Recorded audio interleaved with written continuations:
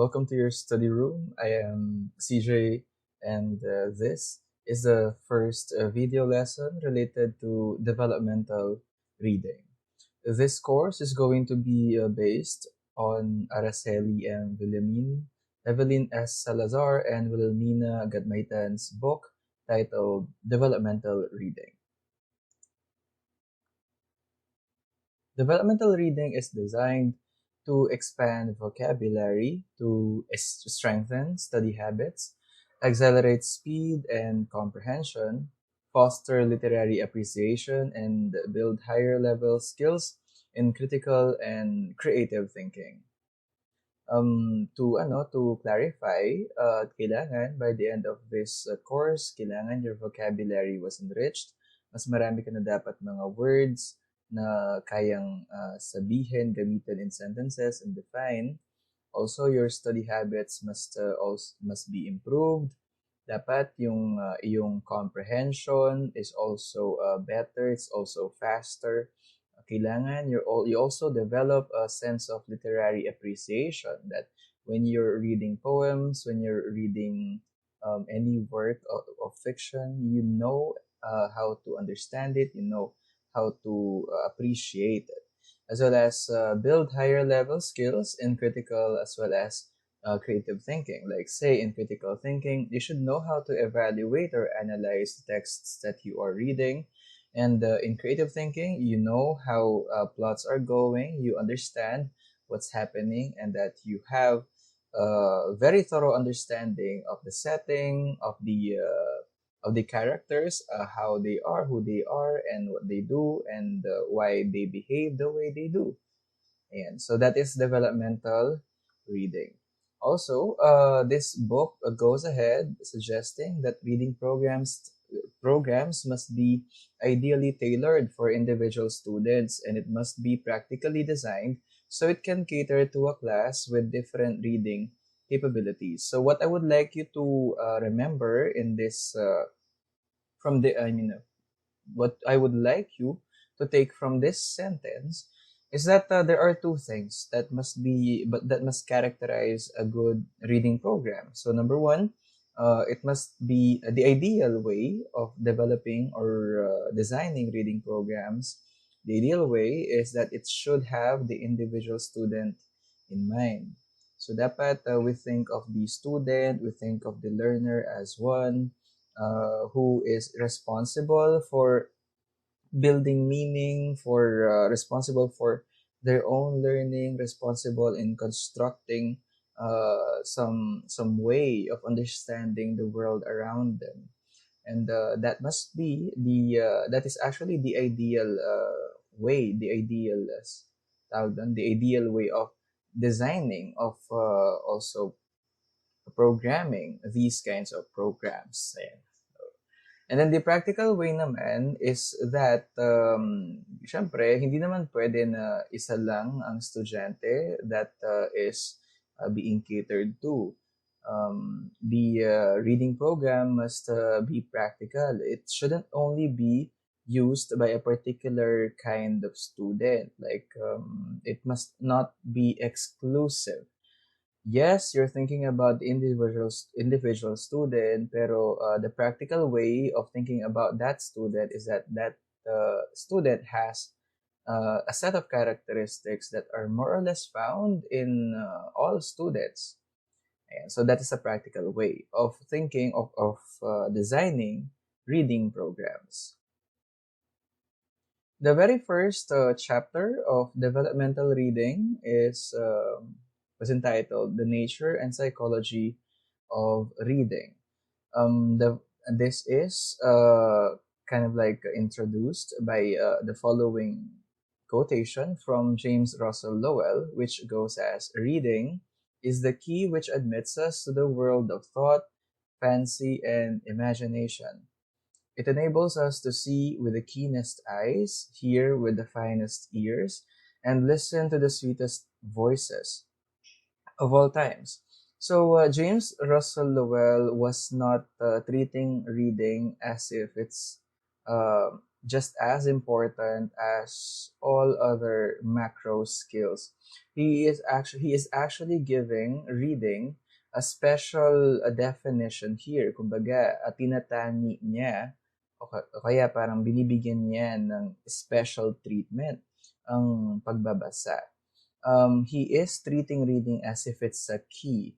What's a key? A key is something, it's a thing that allows you exclusive access to a particular place, to a particular thing. So, say for instance, a key towards success requires is actually a very specific key.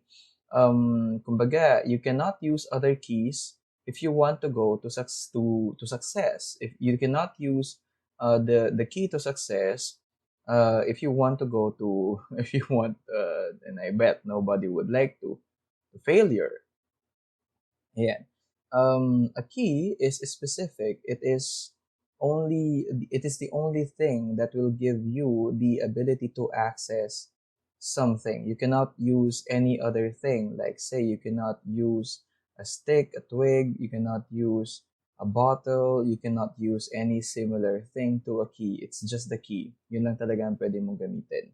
So that's how important, that's how special reading is for James Russell Lowell. He says na ito lang ang mayroong kakayahan to give us access to the world of thought, to the world of fancy, of fiction and imagination. Without reading, James Russell Lowell says, we can have access to these worlds, to the world of thought, to the world of fancy, and the world of imagination. What I would like as well to emphasize is in the next sentence was that reading, unlike the other macro skill, listening, allows us to see with the keenest eyes. What does that mean? Well, when something was shown to you, you sometimes have this subjective way of perceiving it. Like, say for instance, you see something blue, and for you, it's a dark kind of blue. It's a serious kind of blue. But for others, it's just a normal shade of blue.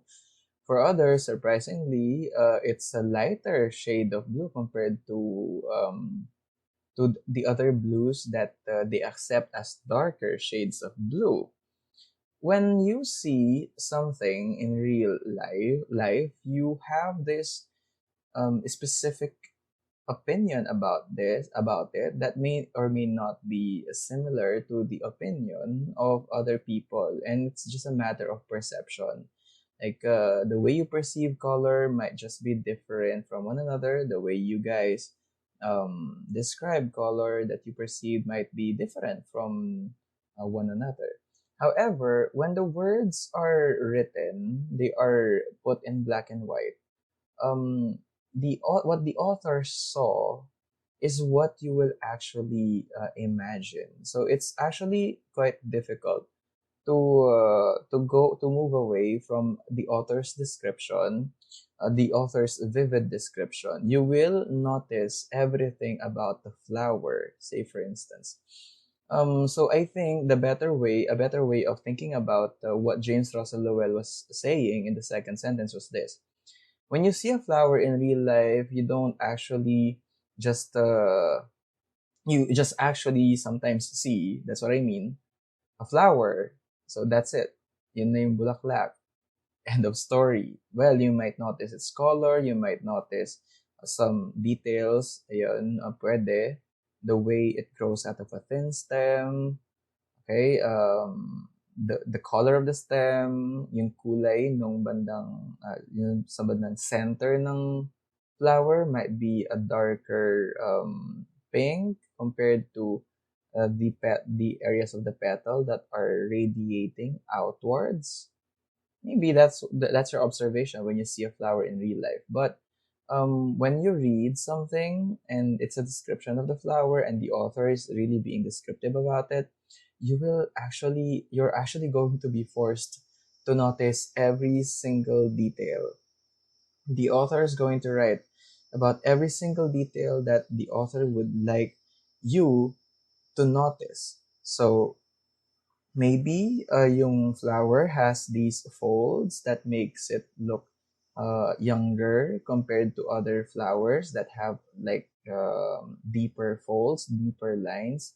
And maybe yung pagka-pink niya will have its name already, like maybe it's a magenta, ganon. And then you're gonna notice as well just by reading it, the way the stems have actually small parang needle-like structures, the way the leaves the veins of the leaves, the kind of color that leaves have, the number of leaves it has. When the author puts it in black and white, writes it down, and you read about it, you will see with the keenest eyes, the kind of eyes that the author actually has as well. Now, it's the same thing when hearing with the finest ears.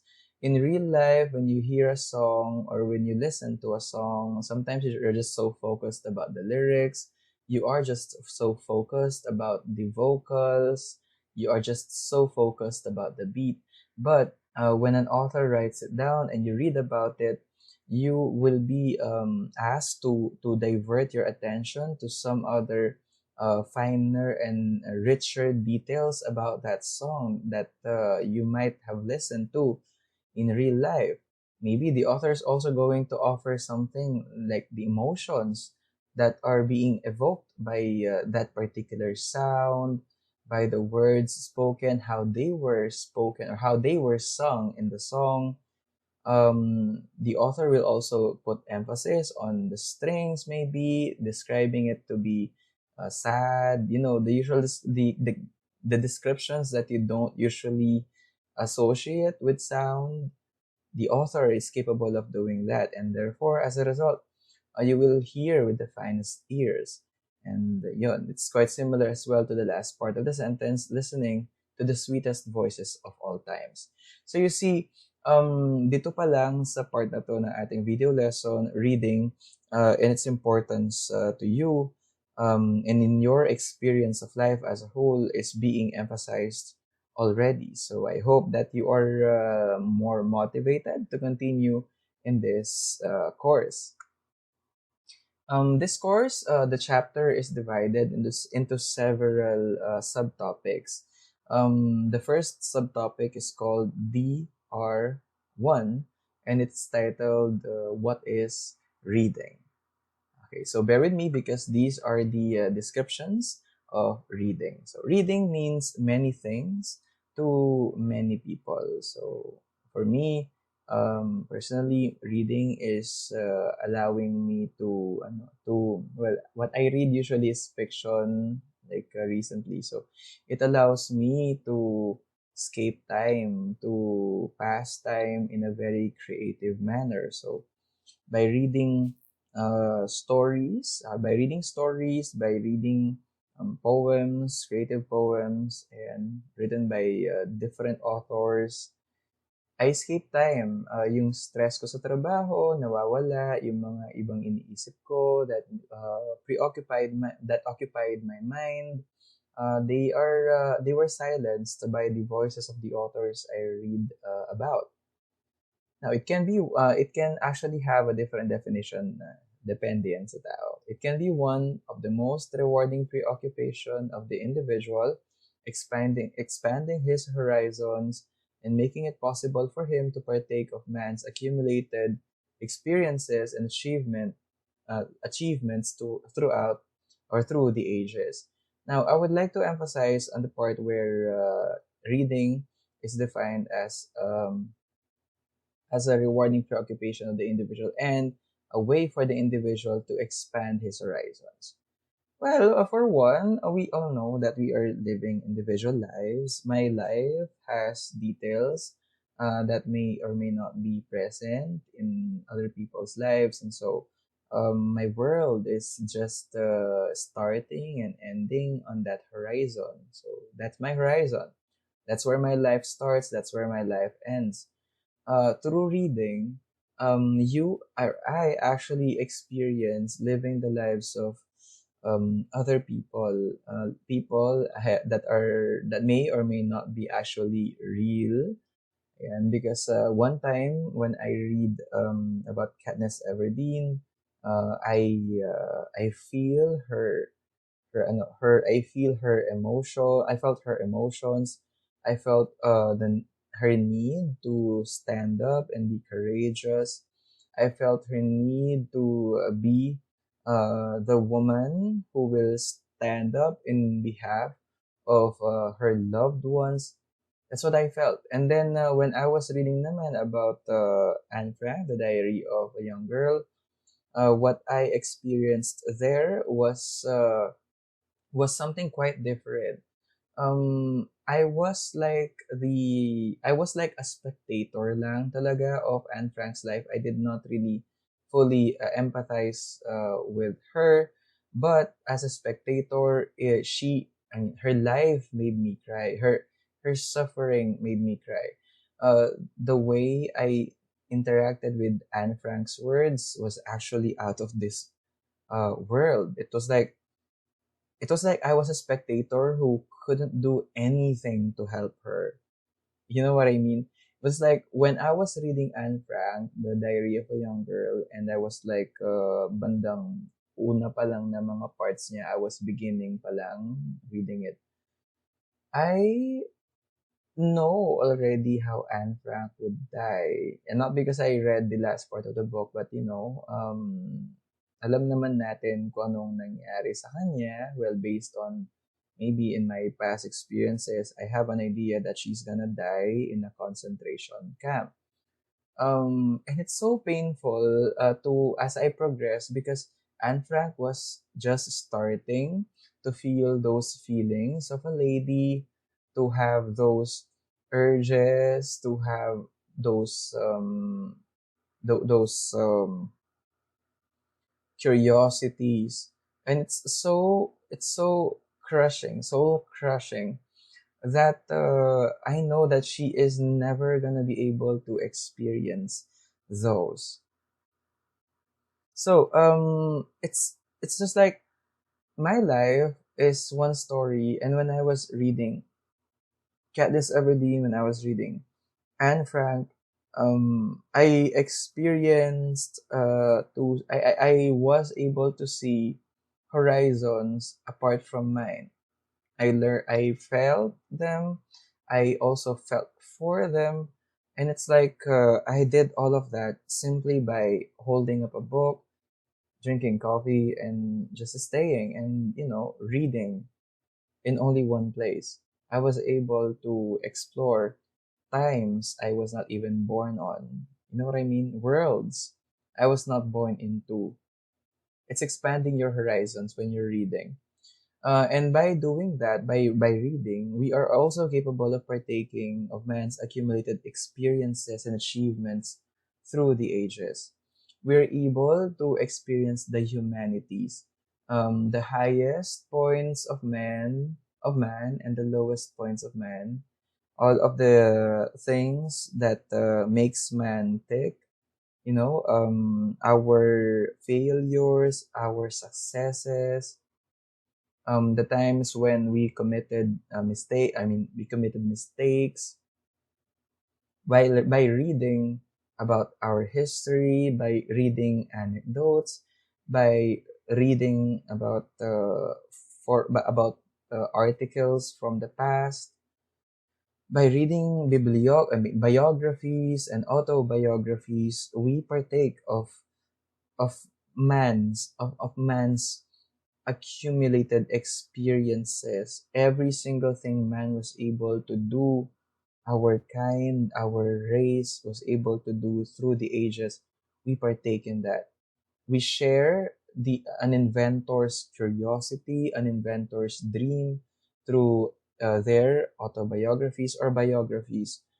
We share the struggle of a society that we never lived in through the novels of our national hero. We share their pain. We share their anger, their thirst for freedom.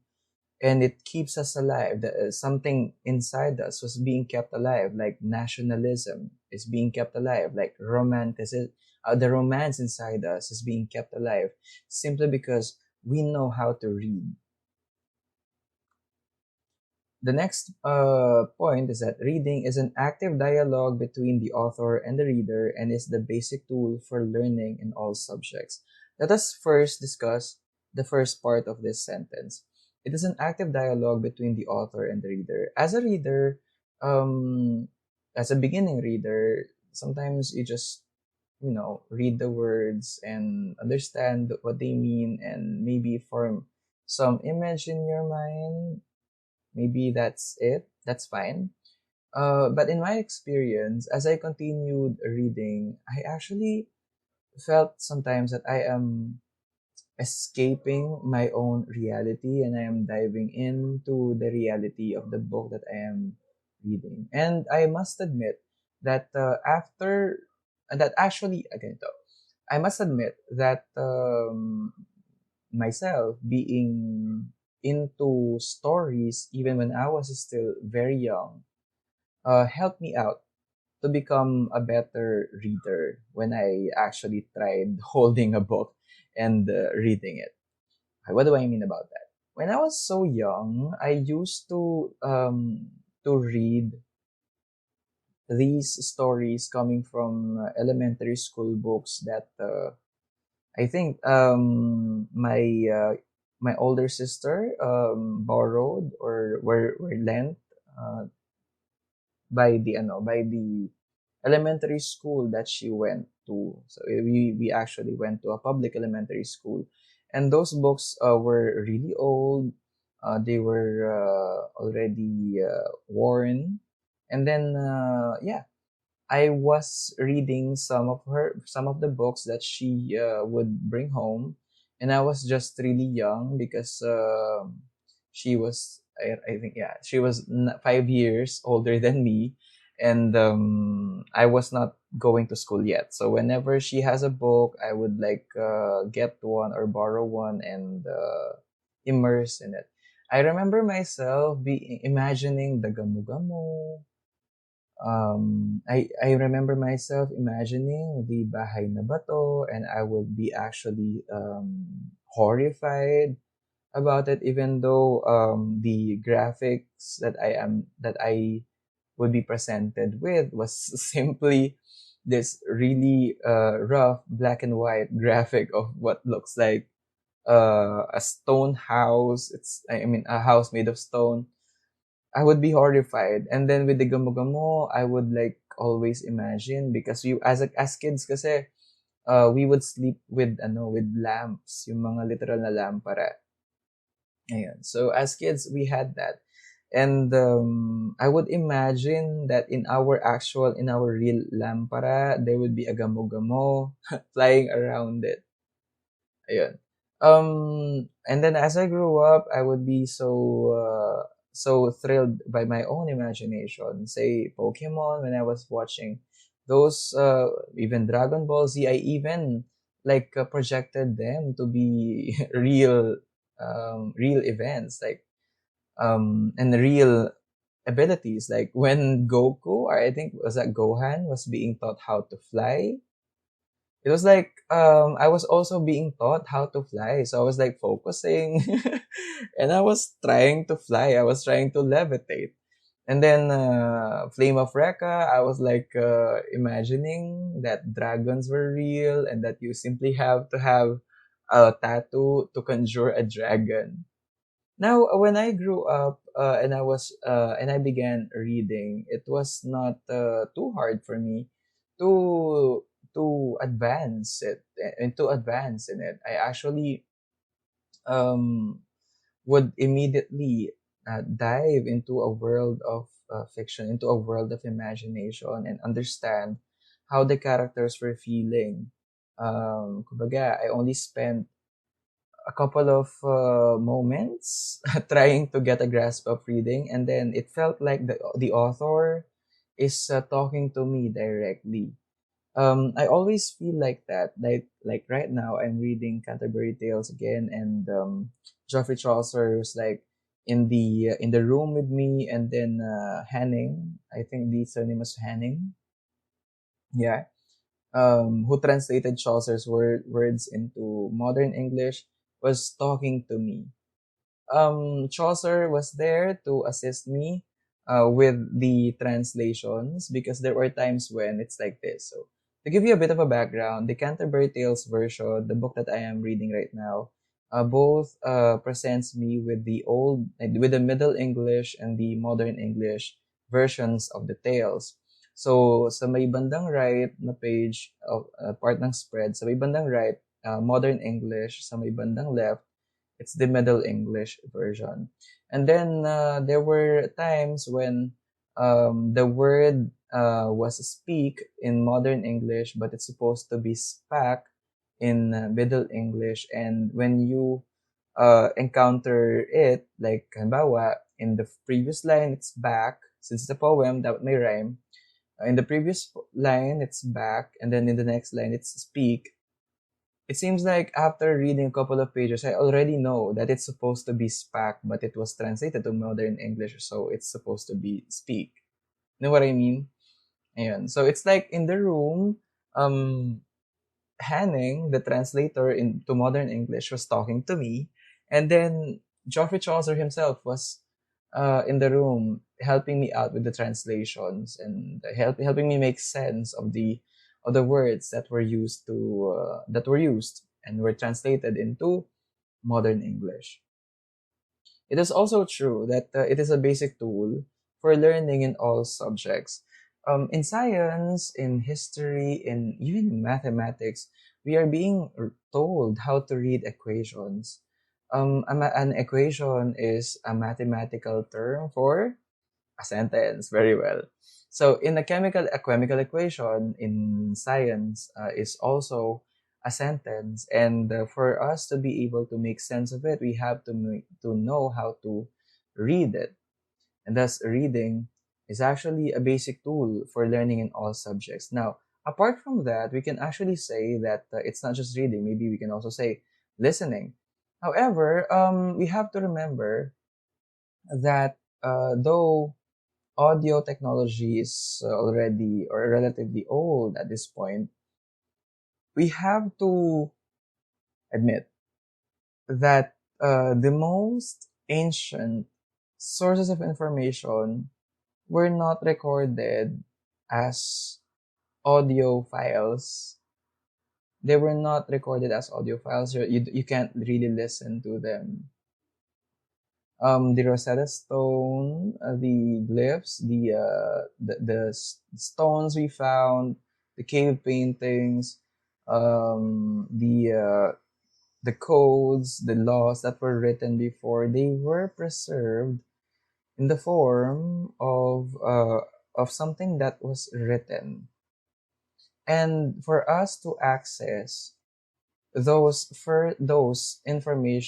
bits of information firsthand, without any contamination, we have to read. There is something quite poor about relying on commentaries or on interpretations. There's something quite bad about them. And I think it's the fact that they could be contaminated by extenders. Like the original author did not really mean to add this concept or this word in the original text. Now, the one who's interpreting it to you might be adding something more, like basically what I am doing right now. Okay, that's why I'm presenting you with the actual words as well. Ayan. So, reading the original text is accessing those bits of information right there, right from who actually laid them or birthed them in the world. Now, reading is also a skill that helps man to discover the answers to questions about existence. It stimulates him to further efforts to unravel the mysteries of nature. Now, reading also takes man into the world of thought and imagination and adventure, which enables him to acquire a clearer, deeper understanding of reality. And I think we already covered pretty much that. Now, reading experts say that it has stages. So it's a complex process and it has 5 stages. So it starts with sensation, perception, comprehension, application, and then integration. It is a process of thinking, so like cognition, evaluating, imagining, reasoning, problem solving. An efficient reader is expected to be able to perform these mental activities with reasonable proficiency. You know what? As a teacher, I dealt with so many different kinds of students. And there were already some students who were openly telling me about their love for reading. Like they love reading fiction and fiction. They love books, basically. And then usually they end up being the best students as well. The best students of mine. And ako naman, as a teacher, I don't get surprised anymore. When I see a student propping up a book anywhere in the school, say during lunch, I see them clutching a book. Or when I enter the classroom, some of them or one of them is nosing through pages. Ayan, is um, turning one page to the other, and then when they saw me, they're gonna be putting a bookmark and then folding it. I immediately know, or I immediately have this idea that they might be as well good when it comes to mental activities. Like say when I ask them to describe something, explain something, elaborate something, or even argue with me about something, they usually are the people who will be raising their hands and who are willing to speak to the class. And usually these people also know how to write. So it's true. An efficient reader is expected to be able to perform these mental activities. And I think it's rare for a good reader, an efficient reader, to be bad at the other macro skills. According to Miles Zintz in 1972, the reading process is as follows. So this is quite similar to those I highlighted a while ago. So ang sabi niya, the very first step is word perception. Word perception is defined as the ability to pronounce the word as a meaningful unit. When we were still very, very young, we had to have basic sight words. I don't know about you, but when I was in elementary, we used to have these charts called basic sight words.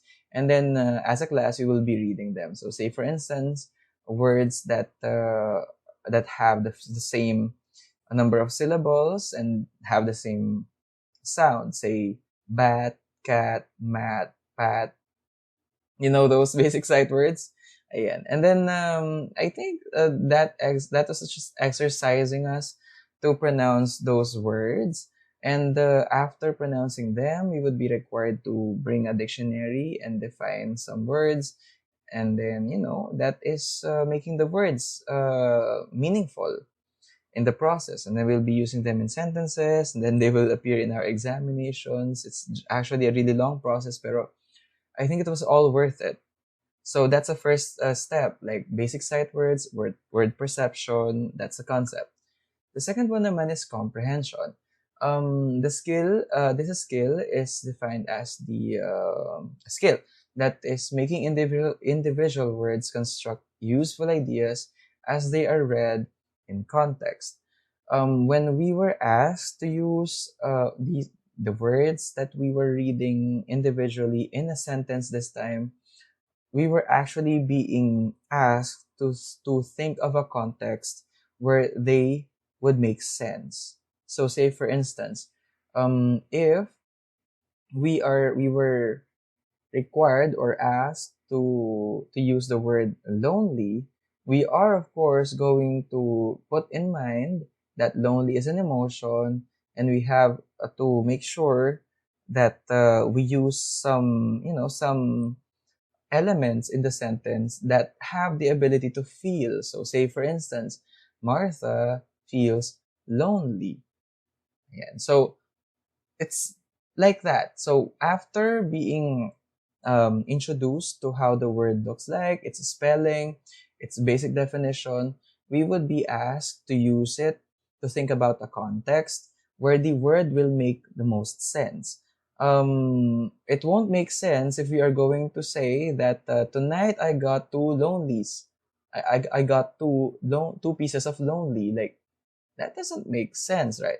Because lonely as an emotion is not something you can count, and it's not something that you can, like get in that way. Like, you can quantify it. You cannot quantify it. Again, so that's the second step, like making sense of the word, and we will be using it. We will be doing that by using it in a context, or putting it in context. The next step is reaction. So, after being used in a context, there will be always be a judgment on what the author has said. So whether we agree or not, whether we like what the author said or not, whether or we don't have any opinion about it at all, that's step number three. And then the next step is integration.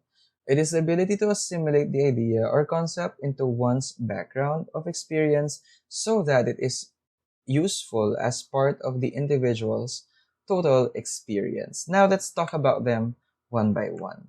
Word perception involves sensation. So, um, in I mean, commonly we perceive words by looking at them printed on a sheet of paper or maybe on a screen. And the way the light rays are striking the retina allows us to comprehend what we are seeing. There are times when there are people who need greater assistance, and so they use their hands to read, to perceive letters, and they have specific, like, special letters, special characters that allows them to read. Now together the eyes, and I mean commonly together the eyes move in a swift and well-coordinated manner. So the eyes are jumping from word to word in series of fixations. So the eyes are actually stopping per word, pero that stop was actually very fast. Yung pag-stop na yun is where reading takes place. In those pauses, in those stops, in those rests, that's where reading takes place. Hindi talaga tayo gaano nakakapagbasa na maayos if the eyes are in constant motion. So we have to really fixate, or we have to really pause sa mga words para mag-make sense sila. Now, the distance or the number of words between fixations is called the span of fixation or the backward eye movements. Itong perception span na to is much longer than that of a poor reader. So therefore, his perception span is much longer than that of a poor reader.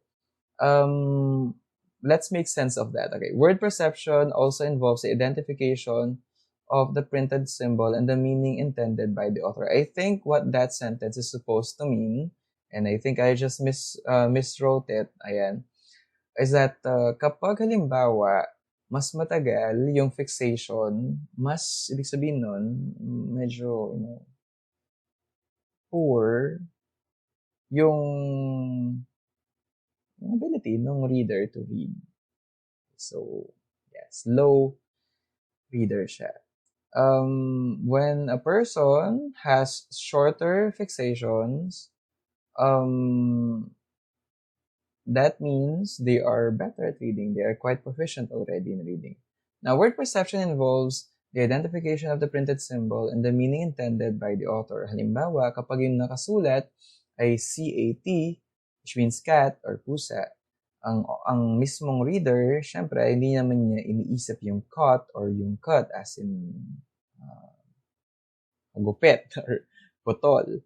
The printed word then, it's actually acting as a trigger, as a stimulus para mag-release ang mga minds natin ng mga reading, ng mga meanings na mayroon na tayo. Ngayon, ganito. Say, the word is unfamiliar. We cannot even though there's already a trigger, meron ng stimulus, wala tayong meaning na marirelease. I would like to emphasize that. If you do not know the definition of a word, even though meron trigger, walang marirelease na meaning. Okay, so to make sure that what we are reading is clear, that we understand what we are reading, we have to widen our vocabulary. We have to enrich it. So that's where a dictionary comes in handy. Ayan. So to do this task, which is known as a decoding process, kailangan a person must have the following skills. Kailangan, sinabi ko na kanina, sight vocabulary, and dapat meron din siyang configuration memory. Sight vocabulary is an automatic understanding of what a word means simply by having a glance at it. So gets mo na kung ano ang ibig sabihin niya simply by just having a glance. Hindi mo na kailangan pang mag-stop just to look it up in the dictionary. Tapos yung isa pa is configuration memory. It's just like when you are reading, you know where the words are going to fall. Like halimbawa, in this slide, dun sa may bandang to do this task, ayan, so yung do this task, you know that the configuration of the very first words is supposed to be to do, not do to this task as decoding part. You know where they're supposed to fall. And sometimes our decode configuration memory is sometimes tricking us. Like, have you ever seen those Facebook posts where dalawa yung the or yung the, pero hindi siya kaagad na perceive ng mind mo because your mind already fixed that problem for you? Well, that's the configuration memory we are talking about. Okay, so there are times when even though there is a mistake in the text, your configuration memory is going to fix it for you. Next one, para makapag-decode tayo na maayos, we have to use context clues to determine the pronunciation and the meanings of words. There are some cases in which merong iba-ibang ibig sabihin ng word. Like halimbawa, cut may mean noun as in like cut, like a wound, or cut as a verb, like to cut something, to slice something. Ayan. So it's the same word that mean different things, and it depends on in what context it was used. Was it being used as a verb, or was it being identified as a noun? Next one is determine pronunciation and meaning through an analysis of the structure parts of a word consisting of its roots, affixes, inflections, or derived in form. So, halimbawa, a word has, some words have so many affixes, meron silang prefixes, meron silang mga suffixes, and then meron din silang mga root words na yung mga root words may mga pinanggagalingan. Pag halimbawa, sinabi nilang cryogenics, ayan, basta lahat na may mga cryo, they mean ice, they mean freezing, diba? And then when we say analysis, ayan, anabolism, these words mean like breaking down something, like a whole into its parts. Ayan. So they are just like that. Okay, so if you have the ability to know, if you have the ability to pronounce something or to know the meaning, determine the meaning of words, even without looking it up in the dictionary, that will help you out in decoding whatever it is that you are reading. Also, relating the sound of the spoken word to its visual or graphemic symbol, a process known as phonetic analysis. There are times when a word specifically sounds softer. Sometimes it sounds like it has a very intense emotion, like horrifying and terrifying, diba? And then may mga softer terms like glad, and amused, allured, diba? They have those qualities in them.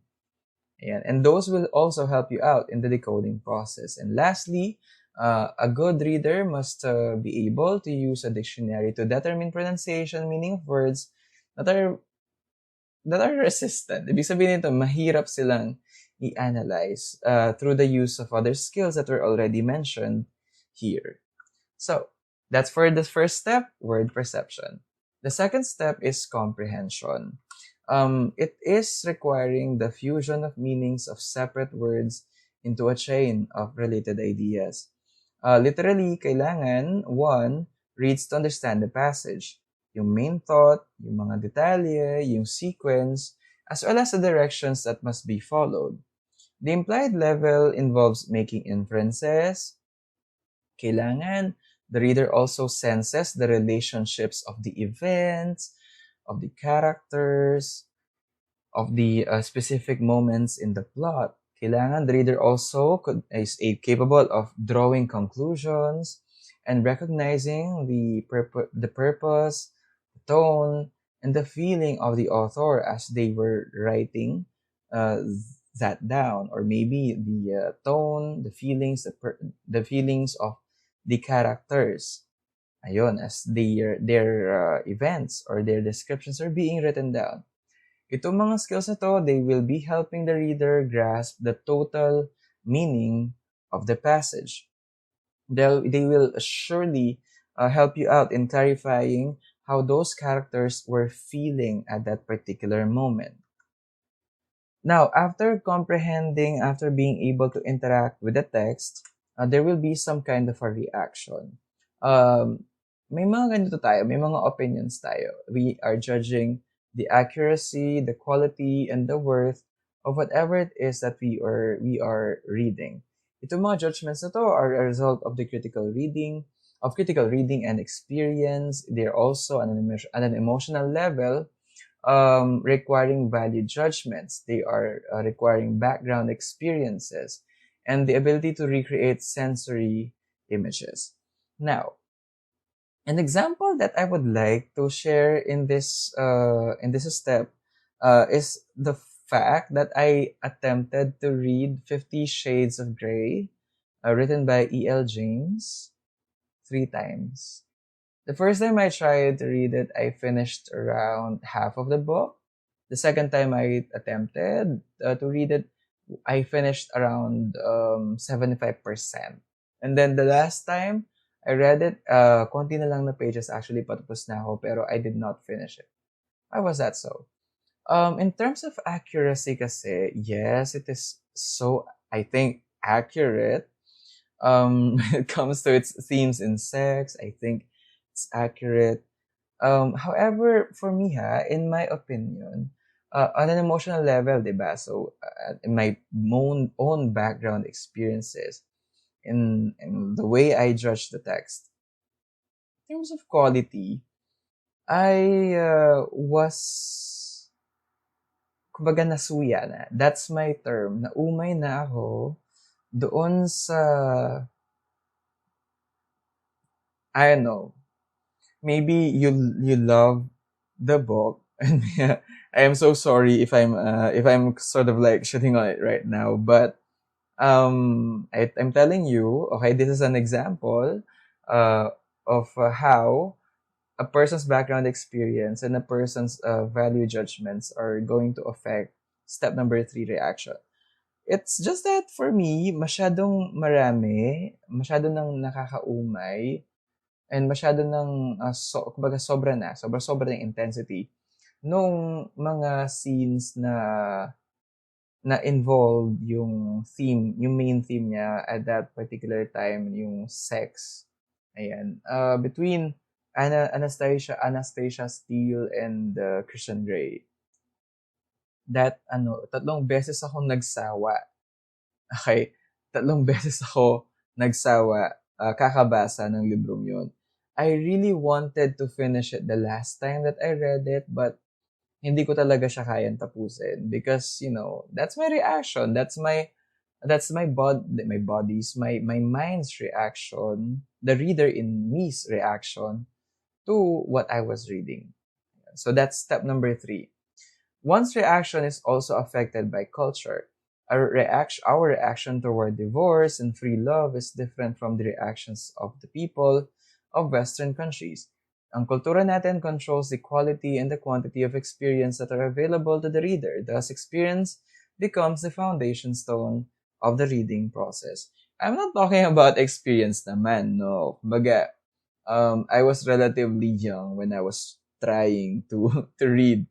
Well, although I was young, I was old enough to be to be legally reading those texts, but I was quite a beginning adult at that point, and for me, sobrang sobra yung mga yon.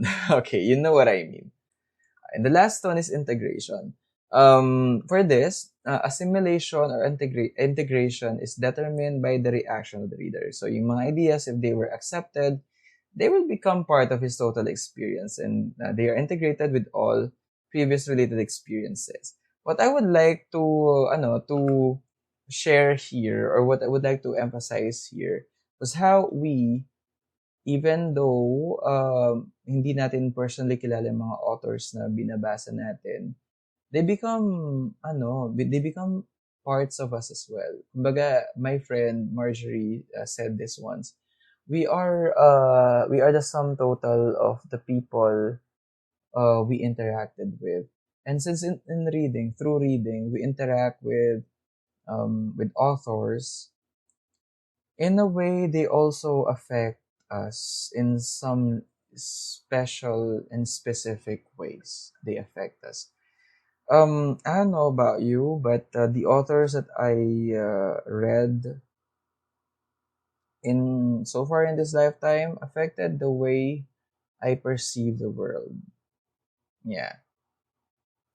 And I think that there are also a lot of times when I read it and then I think it was wrong and I rejected it. So yeah, I did not really I did not really accept what the book was talking about, such as that book called Good Morning Holy Spirit by John Bevere Bayon.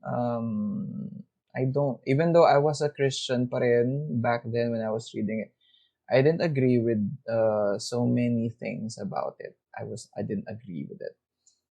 Yeah. And then yeah, sometimes nawa-widen din yung mga insights natin. Medyo na-awaken din yung mga dugo natin.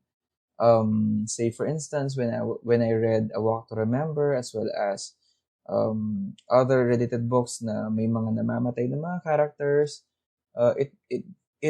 kumbaga it's ironic, I know, pero those deaths are actually making me want to strive for life even more. You know what I mean?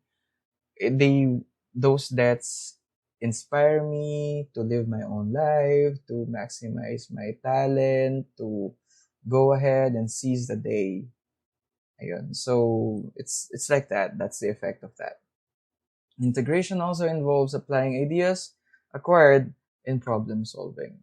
Now, the last point to be made in DR1, what is reading, is the following. Rate, which is R-A-T-E, rate refers to the speed of recognition. Mabilis ba mo bang nare-recognize yung mga words?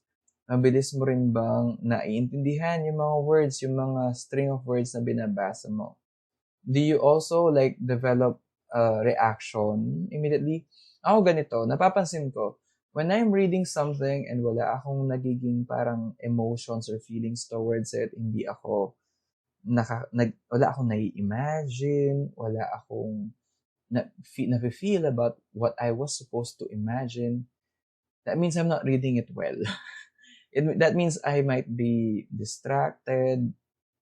And bawa, if I was not laughing, kung hindi ako, hindi nadideepen yung interest ko in what I am reading. Like, there are times, a lot of times when, lang ako, parang, nare-recognize ko lang yung words, hanggang doon lang ako, naiintindihan ko ano ibig sabihin ng mga string of words, hanggang doon lang yung kinakaya ko, pero I can't really make a mental picture and interact with it. I know I was not reading well, and what I do usually was, I go back. I don't let myself waste time, waste the opportunity to understand and to interact with my text. And then the last one is assimilation. And so if you're fast when it comes to integrating your what you read into your own life, and that means you're a good reader. These rates are also flexible. They vary according to the reader's purpose and the difficulty of the materials. Well, halimbawa, kung ikaw ay gusto mo lang naman ng chill na reading, well, maybe mabilis ka magbasa. Pero kung halimbawa, you're supposed to make a report, a literary criticism, medyo mabagal ka magbasa, talagang nagiging meticuloso ka, pinapansin mo yung mga details, kesyo hodang yung kulay ng kortina, pinoproblema mo, di ba? Yung smirk, yung greens, pinapansin mo, yung paggalaw nung isa doon sa baso, pinapansin mo.